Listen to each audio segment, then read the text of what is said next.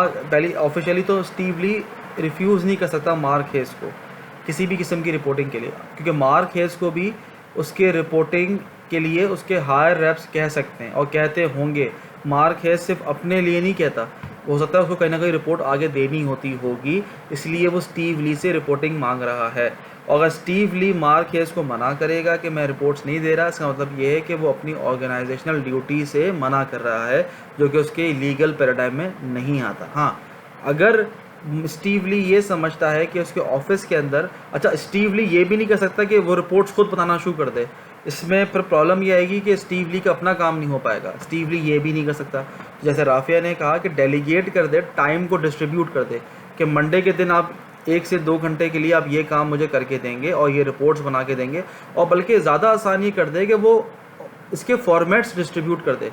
इसके स्टीव ली क्या करे, डॉक्यूमेंट्स के फॉर्मेट बना दे, ताकि फॉर्मेट्स में डाटा को फिल करना ज़्यादा आसान होता है बनस्बत इसके कि ब्लैंक डॉक्यूमेंट में डाटा को फिल किया जाए। तो स्टीव ली को चाहिए कि इसके फॉर्मेट्स बना के दे दे। Is it clear? हाँ, मैंने यहाँ पे अगर मैं हेलो, स्टीव ली को चाहिए इसके फॉर्मेट्स वो बना के दे दे। आंसर क्या है इसका?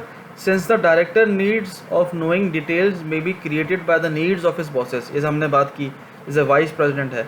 It is not good idea for Steve to question Mark's wisdom of asking so many detailed questions. ये हमने बात पहले क्लियर कर ली। तो read all progress reports, make notes at staff meeting, जो राफिया ने कहा, यो फरहा ने भी कहा था कि स्टाफ मीटिंग में उसको इन नोट्स को मेक करे, बताए और टैबुलेट करे मेजर माइलस्टोन्स। जैसे राफिया ने कहा मेजर माइलस्टोन्स का मतलब क्या है, बुध के दिन ये करके देगा और ये इतना काम करके देगा, पीर के दिन ये काम करके देगा, बताए सबको कि ये काम उनको करके देना है। And results of all projects.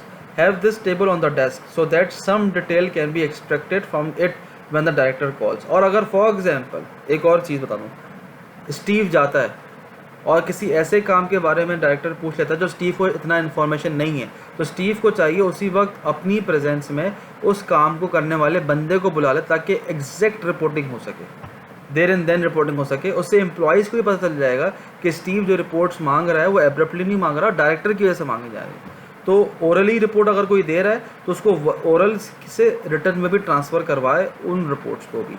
Is it clear? हाँ, ये ज़रूर हो सकता है कि इंक्रीज इन रिव्यू रिपोर्ट, इनकी जो फ्रीक्वेंसी है इसको वो रजिस्ट कर सकता है कि सर, जैसे उसने कहा ना, राफिया ने भी कहा, फरहा ने भी कहा कि सर डेली रिपोर्ट ना मांगे, वीकली रिपोर्ट मांग ले। हाँ, ये वो कर सकता है कि वीकली रिपोर्ट की तरफ जा सकता है, लेकिन रिपोर्ट से मना कर दे ये पॉसिबिलिटी नहीं है। फिर है हमारे पास इस्टेब्लिशिंग वर्किंग रिलेशनशिप्स। उसका पर्पस क्या है? इन्वायरमेंट बने, एक स्केजुअल बने, एफिशिएंसी आए इन्वायरमेंट के अंदर, लोगों के अंदर एक जब बाहमी ताल्लुक रिलेशनशिप डेवलप होगा तो लोग एक दूसरे की बात सुनेंगे भी, उनकी प्रॉब्लम्स भी देखेंगे, टीम वर्क का इन्वायरमेंट डेवलप होगा। इस तरह से क्या होगा, बेहतर तरीके से आप एक स्केजुअल क्रिएट कर सकेंगे ऑर्गेनाइजेशन के अंदर। अगर एक ऑर्गेनाइजेशन में किसी किस्म का वर्किंग रिलेशनशिप्स डेवलप नहीं है, सिर्फ एक प्रोफेशनल मेयार के ऊपर लोग काम करते हैं, क्योंकि ह्यूमन बींग्स रिक्वायर्ड रिलेशनशिप्स, वो रिलेशनशिप्स बनाएंगे। आप ह्यूमन बींग्स को रिलेशनशिप बनाने से रोक नहीं सकते। तो जब ह्यूमन बींग्स रिलेशनशिप्स बनाएंगे तो वो ऑर्गेनाइजेशंस में भी रिलेशनशिप्स बनाएंगे, और जब ऑर्गेनाइजेशन में वो रिलेशनशिप्स बनाते हैं, इसका मतलब पर्सनल रिलेशनशिप्स हरगिज़ नहीं होता, इसका मतलब होता है ऑफिशियल रिलेशनशिप्स। ऑफिशियल रिलेशनशिप्स बनाए ही इसलिए जाते हैं ताकि ऑर्गेनाइजेशंस के गोल्स को मीट कर सकें। और दो ही चीज़ें कि कोई कॉन्फ्लिक्ट अगर राइज हो रहा है उसको रिजॉल्व करें, यानी कोई प्रॉब्लम आ रहा है, कोई क्लैश आ रहा है, और कोई रोल्स हैं उनको क्लैरिफाई कर सकें। इस वजह से हम रिलेशनशिप्स बनाते हैं। तो ये बात क्लियर हुई बेटा? सही है। अच्छा, टाइप्स ऑफ रोल्स क्या हैं? लाइन रोल और सपोर्ट रोल। इसकी हमने बात पहले ही लेक्चर में कर चुके हैं। लाइन रोल, सपोर्ट रोल कौन सा होता है, जो बहुत क्रिटिकल होता है वो लाइन रोल कहलाता है, और जो लाइन रोल को सपोर्ट कर रहा होता है वो सपोर्ट रोल कहलाता है। नहीं, लाइन फंक्शन और सपोर्ट रोल को बाज़ औक़ात स्टाफ फंक्शन भी कहते हैं। इसके हमने डिटेल डिस्कशन पहले हम कर चुके हैं। इसको समझाने की दोबारा ज़रूरत है? अगर है तो मुझे बता दो, तो समझा देता हूँ। बोलो, इसको दोबारा समझाने की ज़रूरत है बेटा? आगे चलें? कौन कह रहे? हाँ, नहीं, आवाज़ किसकी है? कौन कह रहा है समझाने को? दोबारा समझा दूंगा मैं, लेकिन कह कौन रहा है? हाँ, अब आप, मैं तो कह रहा हूँ, आवाज़, नाम बताओ अपना। अब्दुल रहमान साचा समझा। देखो बेटा, जैसे हम एक ऑर्गेनाइजेशन है ना, मैं भी किसी ऑर्गेनाइजेशन में सर्व कर रहा हूँ, वो एक एजुकेशनल ऑर्गेनाइजेशन है, एक एजुकेशनल इंस्टीट्यूट है। तो एक एजुकेशनल इंस्टीट्यूट का जो मेन मोटिव है या मेन गोल है वो एजुकेशन इम्पार्ट करना है। और एजुकेशन इम्पार्ट कौन कर रहा होता है? फैकल्टी मेंबर कर रहा होता है। तो अगर फैकल्टी मेंबर की परफॉर्मेंस नीचे जाएगी तो ऑर्गेनाइजेशन की परफॉर्मेंस नीचे जाएगी। अगर फैकल्टी मेंबर की परफॉर्मेंस ऊपर जाएगी तो ऑर्गेनाइजेशन की परफॉर्मेंस ऊपर जाएगी। यानी ऑर्गेनाइजेशन की परफॉर्मेंस एक एजुकेशनल इंस्टीट्यूट के अंदर फैकल्टी मेंबर की परफॉर्मेंस के साथ डायरेक्टली लिंक्ड है, डायरेक्टली सिंक्रोनाइज्ड है, इसके साथ बिल्कुल एक डायरेक्टली लिंक्ड है उसका। तो ये जो फैकल्टी मेंबर है ये कहलाता है लाइन फंक्शन, क्योंकि वो डायरेक्टली लिंक्ड है। ऐसा कोई भी इदारा जो उसका मेन डिपार्टमेंट है, वो जो मेन डिपार्टमेंट है वो कहलाएगा लाइन फंक्शन, जो उस ऑर्गेनाइजेशन के मोटिव या गोल या प्रॉफिट से डायरेक्टली लिंक्ड है। इसे क्लियर? अच्छा, जो इस लाइन फंक्शन को सपोर्ट प्रोवाइड कर रहा होता है, फॉर एग्जांपल फैकल्टी मेंबर्स को एजुकेशनल इंस्टीट्यूट के अंदर सपोर्ट कौन प्रोवाइड कर रहा होता है? एक एकेडमिक डिपार्टमेंट को सपोर्ट कौन प्रोवाइड कर रहा होता है? सपोर्ट प्रोवाइड कर रहा होता है एडमिनिस्ट्रेशन डिपार्टमेंट सपोर्ट प्रोवाइड कर रहा होता है, आईटी डिपार्टमेंट सपोर्ट प्रोवाइड कर रहा होता है, human resource department support provide कर रहा होता है, फाइनेंशियल डिपार्टमेंट सपोर्ट प्रोवाइड कर रहा होता है, एडमिशन डिपार्टमेंट सपोर्ट प्रोवाइड कर रहा होता है। तो ये सपोर्ट फंक्शंस कहलाते हैं, ये स्टाफ फंक्शंस कहलाते हैं, ये कॉस्ट कंट्रोल कर रहे होते हैं, ये कॉस्ट के सेंटर होते हैं। और जो लाइन फंक्शन होता है ये प्रॉफिट सेंटर होता है। यहाँ तक बात क्लियर हुई? आगे चलें अब। सही, तो ये दो किस्म के रोल्स हैं। अच्छा, ये हमने ये पिछले उसमें क्लियर किया था। ये रेसी मैट्रिक्स जब मैं दूंगा ना आपको, तो रेसी मैट्रिक्स की उसमें भी ये चीज़ें क्लियर कर लूँगा। इसको मैं फिर बता दूँ। फॉर एग्जांपल, एक प्रोजेक्ट मैनेजर है, एक प्रोजेक्ट ऑफिस है, एक टीम मेंबर है, एक डिपार्टमेंट का मैनेजर है, एक डिवीजन मैनेजर है। ये अलग अलग रोल्स हैं। हर रोल की अपनी अलग अलग जो हैं वो टास्क डिफाइन है। यानी प्रोजेक्ट मैनेजर क्या करेगा? टास्क नंबर 1 करेगा और टास्क नंबर 6 करेगा। टास्क नंबर 1 क्या है? Prepare bill of material. और टास्क नंबर 6 क्या है? 1 2 3 4 5 6। टास्क नंबर 6 है क्वालिटी कंट्रोल टेस्टिंग। ये दो टास्क जो हैं क्वालिटी मैनेजर यानी प्रोजेक्ट मैनेजर टेस्ट करेगा। जो प्रोजेक्ट ऑफिस है वो ये सारे टास्क प्रोवाइड करेगा। जो टीम मेंबर है वो ये टास्क करेगा। जो डिपार्टमेंट का मैनेजर है वो ये टास्क करेगा। इसमें सामने क्या लिखा हुआ है? ये क्या लिखा हुआ है कि 1 का मतलब क्या है कि जनरल मैनेजमेंट रिस्पॉन्सिबिलिटी। 2 का मतलब क्या है? Specialised responsibility. 3 का क्या है? Must be consulted. यानी 1 का मतलब क्या हुआ कि इसकी जनरल मैनेजमेंट रिस्पॉन्सिबिलिटी तो है ही है, लेकिन अप्रूवल की सारी जो अथॉरिटी है वो इसी के पास है। और ये टास्क है सारे जिनकी अप्रूवल्स वो देगा। टीम प्रोजेक्ट ऑफिस सारे टास्क प्रोवाइड कर, टीम मेंबर जो है वो अप्रूवल नहीं देगा लेकिन बाकी सारे टास्क करेगा। अप्रूवल कौन देगा? ये आपका प्रोजेक्ट मैनेजर। तो इस तरह से ये टास्क भी डिफाइंड है, उनके रोल्स भी डिफाइंड है, उनकी अकाउंटेबिलिटी भी डिफाइंड है। यह बात क्लियर हो गई यहाँ पर? अच्छा, कॉन्फ्लिक्ट्स कौन कौन से हैं? कॉन्फ्लिक्ट्स का मतलब क्लैश होता है। एक तो कॉन्फ्लिक्ट होता है आपका टेक्निकल कॉन्फ्लिक्ट, एक होता है आपका ऑपरेशनल कॉन्फ्लिक्ट, एक होता है इमोशनल कॉन्फ्लिक्ट, एक होता है पॉलिटिकल कॉन्फ्लिक्ट। ये सारे कॉन्फ्लिक्ट रेज हो रहे होते हैं एक ऑर्गेनाइजेशन के अंदर। बट टेक्निकल कॉन्फ्लिक्ट बड़ा सिंपल है। किसी भी चीज़ को प्रोजेक्ट को लेके आप कहेंगे भाई इसमें ये टेक्नोलॉजी लगनी चाहिए, आपकी अपनी जस्टिफिकेशन मौजूद है, आप कहें फलां टेक्नोलॉजी लगनी चाहिए या फलां टेक्नोलॉजी लगनी चाहिए। एनालिसिस के ऊपर, रिजल्ट्स के ऊपर, इंटरप्रिटेशन के ऊपर, इम्प्लीमेंटेशन के ऊपर, डिज़ाइन के ऊपर टेक्निकल कॉन्फ्लिक्ट्स होते हैं। इसके लिए या ऑपरेशनल कॉन्फ्लिक्ट्स भी होते हैं। इन दोनों के लिए आपको डाटा चाहिए होता है। इन दोनों कॉन्फ्लिक्ट्स को इन दोनों कॉन्फ्लिक्ट्स को रिजॉल्व करने के लिए आपको रिक्वायर होता है डाटा, आपको रिक्वायर्ड होते हैं फैक्ट्स, आपको रिक्वायर होते हैं एविडेंस। अगर एविडेंस नहीं है, डाटा नहीं है, फैक्ट्स नहीं है, तो ये दोनों कॉन्फ्लिक्ट्स आप रिजॉल्व नहीं कर सकते। बाकी दो जो कॉन्फ्लिक्ट्स ना, इमोशनल और पॉलिटिक, ये इमोशनल कॉन्फ्लिक्ट जो है ना ये बड़ा प्रॉब्लमेटिक है। ये आपकी अपनी पर्सनल, और चूँकि ये पर्सनल फीलिंग से डायरेक्टली लिंक्ड होता है, इस वजह से आपकी अपनी ज़ाती राय होती है। अब आपकी ज़ाती राय दूसरे की ज़ाती राय से मुख्तलिफ हो सकती है, आपकी ईगो हर्ट हो सकती है, और फिर आपके अपने पॉलिटिकल व्यूज़ होते हैं। इन दोनों जो कॉन्फ्लिक्ट्स हैं ना, जो इमोशनल और पॉलिटिकल कॉन्फ्लिक्ट्स, ऑर्गेनाइजेशन में इन दोनों कॉन्फ्लिक्ट्स की इजाज़त नहीं होती। इन दोनों कॉन्फ्लिक्ट्स को ज़्यादा से ज़्यादा कोशिश की जाता है रेज़ ना किया जाए। इसलिए आपने अक्सर रेस्टोरेंट्स में, मसाजिद में या ऐसी बहुत सी इबादत गाहों में या पब्लिक प्लेसेस पे ही देखा होगा कि यहाँ पे सियासी और मजहबी गुफ्तगू करने से मना है। ऑर्गेनाइजेशन में भी ऐसे ही होता है कि ऑर्गेनाइजेशन में ऑफिशियली आप सियासी या और मजहबी गुफ्तगू नहीं कर सकते। इसी वजह से हम क्लास में जब ऑफिशियली लेक्चर डिलीवर कर रहे होते हैं तो हम किसी का नाम ज़्यादा कोट नहीं करते जो क्लास से बाहर हो। हम पॉलिटिकल गुफ्तगू नहीं करते, हम अपने मजहबी उसके अतबार से गुफ्तगू नहीं कर सकते, हमें टेक्निकली अलाउड नहीं होता। ये तो बहुत क्लियर हो गई बेटा कि ये दो कॉन्फ्लिक्ट्स रिजॉल्व करना सबसे ज़्यादा मुश्किल काम है। अच्छा, रिजॉल्व कैसे करते हैं कॉन्फ्लिक्ट्स को हमने बताया। सबसे पहली बात, अगर आप हायर अथॉरिटी हैं, आप बॉस हैं, आपकी चलती है तो आप डिक्टेशन देंगे, ऐसा करना ऐसा नहीं करना, आपकी डोमिनेंस होती है और जो आप जो कहेंगे वो बात मानी जाएगी।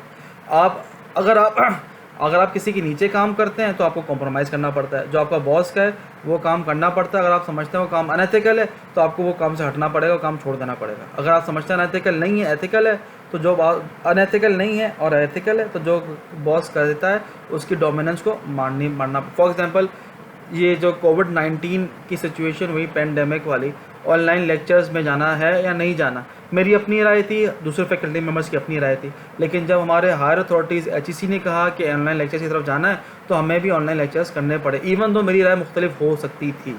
तो मैंने कॉम्प्रोमाइज़ किया, और जब कॉम्प्रोमाइज़ किया और डोमिनेंस मैंने अपने बॉस की अपनी डोमिनेंस डिक्टेशन कबूल की, तो मुझे कोलैबोरेट करना पड़ा दूसरों के साथ ताकि मैं बेहतर तौर से उस कॉन्फ्लिक्ट को रिजॉल्व कर सकूं। और उसके लिए की रिक्वायरमेंट्स जो थी कि मेरी क्या थी कि मैं म्यूचुअल रिस्पेक्ट करूं, दूसरों के इंटरेस्ट की रिस्पेक्ट करूं, क्योंकि मेरा काम सबसे इम्पॉर्टेंट था कि जो ऑनलाइन लेक्चर्स हैं उनको कामयाब बनाना है। मेरी अपनी ज़ाती राय एक तरफ हो गई, अब जो क्योंकि मेरे बॉस ने बोला तो मुझे काम करना पड़ेगा।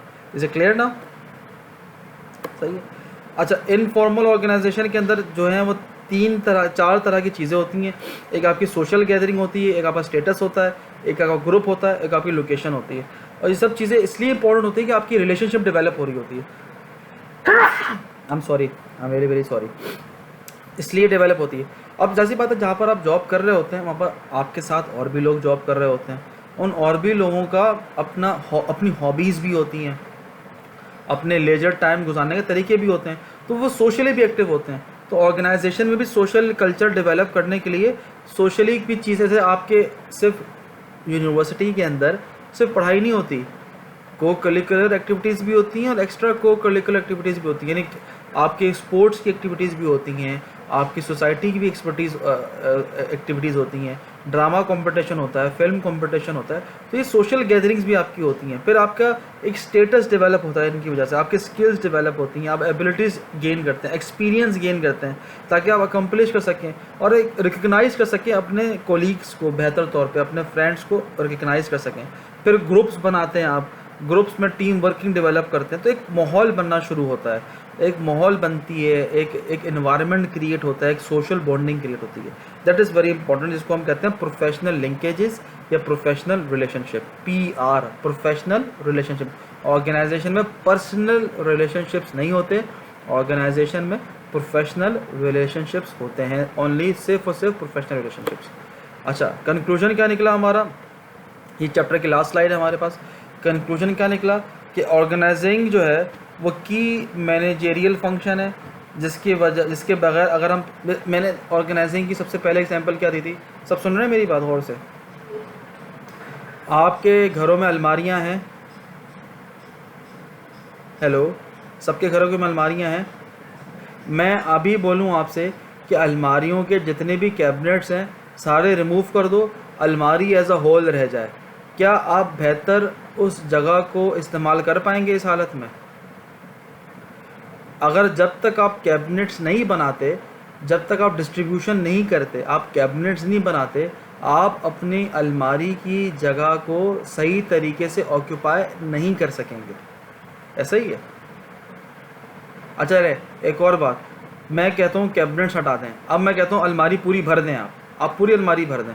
आपने पूरी अलमारी ऊपर से लेकर नीचे तक भर दी और उसमें एक भी चीज़ फालतू नहीं है।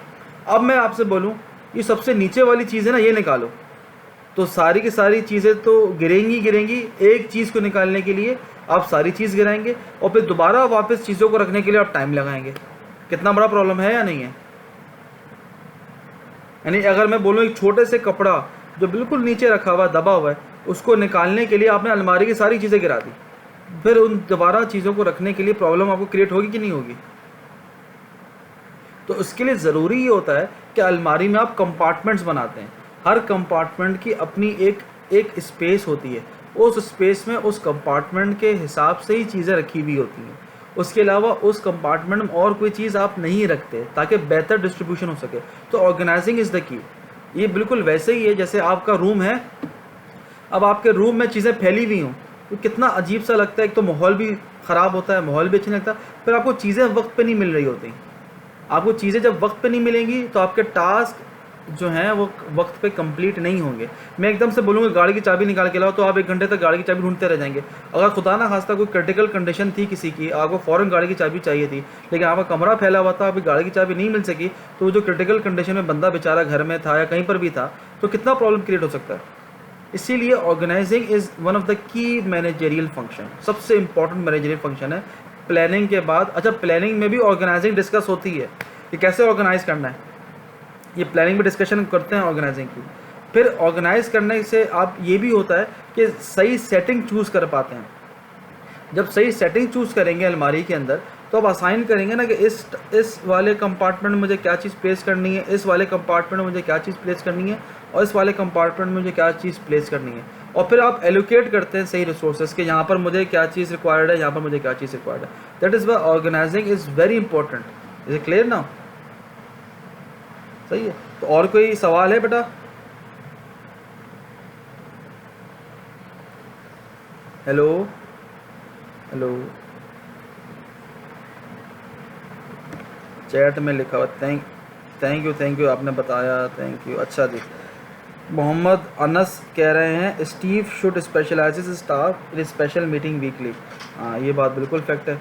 अच्छा, उसके बाद दानिश जफ़र साहब कह रहे हैं Steve have to give an election between offering the delivery of daily report with an effective framework. नहीं दानिश साहब, इलेक्शन वाली बात नहीं होती। डेलीगेशन में इलेक्शन इसलिए नहीं आ सकता कि इससे आपकी अपनी अथॉरिटी अंडरमाइन हो जाएगी। इलेक्शन में ऐसा कोई काम आग सेलेक्ट हो गया जो आपको पता है कि गलत है, लेकिन इलेक्शन में वो चीज़ सेलेक्ट हो गई तो फिर आप उसको अनड्यू नहीं कर सकते। तो ऑर्गेनाइजेशनल पर्सपेक्टिव में इलेक्शंस डेलीगेशन में नहीं होता। हाँ, म्यूचुअल कंसेंसस रिक्वायर्ड ज़रूर होता है। म्यूचुअल कंसेंसस का मतलब ये होता है कि आप बाहमी ताल्लुक़ से एक दूसरे के रिकग्निशन से एक चीज़ को कॉन्फ्लिक्ट को रिजॉल्व कर सकें, लेकिन ये पीयर्स में होता है, कुलीग्स में होता है, सब ऑर्डिनेट्स में नहीं होता। इज इट क्लियर ना? सब ऑर्डिनेट्स में इलेक्शन नहीं होता। अच्छा, I believe the best way to conquer the transitions is through strong management, good attitudes and being able to follow a model to change this is the conclusion. बिल्कुल ऐसा ही है, लेकिन अगर वही बात what do you mean by strong management? तो strong management का मतलब ही मेरे बच्चे ये है कि ऑर्गेनाइज करना प्रॉपर्ली, ऑर्गेनाइजिंग के कैरेक्टरिस्टिक्स जो हमने अभी पढ़े उनको प्रॉपर्ली स्टैब्लिश करना। प्लानिंग के जो कैरेक्टरिस्टिक्स हमने पढ़े, गुड एटीट्यूड का मतलब यही है कि आप दूसरों के जो इनिशिएटिव्स हैं उनको रिस्पेक्ट दें, उनकी बात सुने ज़रूर और फिर अपनी बात आप बोलें। हाँ, being able to follow a model change, बिल्कुल ऐसा ही है। नो सर, दानिश साहब, अब्दुल्ला दानिश साहब, am I clear to you? Abdullah Danish please लिख के बताइए। माइक नहीं चल रहा, no worries in that, but please लिख के बताइए। कोई क्वेरी तो नहीं है दानिश साहब? सही है। अच्छा, राफिया कह रही है sir which task are we suppose to do out of all the questions in the following slides. मैं अभी वही बता रहा हूँ, अभी मैंने बताया नहीं उसका अभी थोड़ा वेट कर लिया, अभी बताता हूँ मैं आपको थोड़ी देर में कि कौन कौन से टास्क हम लोग आपको करने हैं।